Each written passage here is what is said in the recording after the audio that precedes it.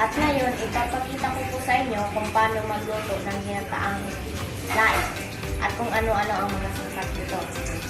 Ang mga sangkap po ng laing ay ang mga sumusunod: bawang, sibuyas, luya, mata ng niyog, dahon ng gabi, sardinas at tubig. Tara, simulan na natin. Hello, good day.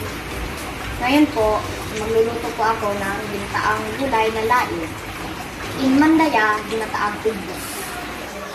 At ang gagawin natin ngayon ay papakulang natin itong ugbos in 5 to 10 minutes.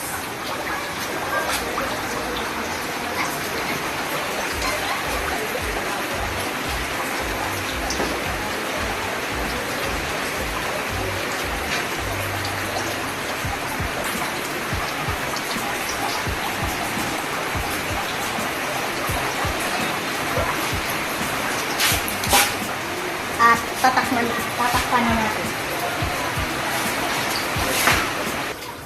So ngayon, ilalagay na natin yung ating mga sangkap tulad ng sibuyas, luya, at bawang.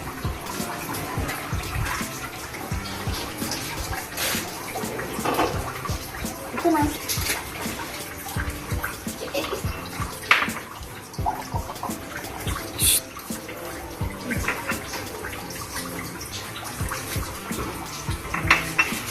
So ngayon, ilalagay na natin ang ating sardinas.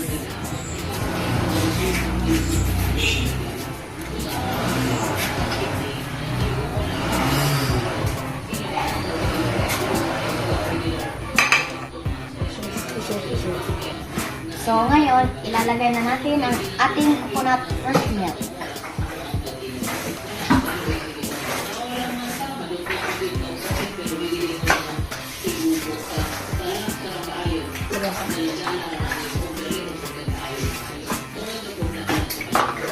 Ito na po yung ating ginataang laing.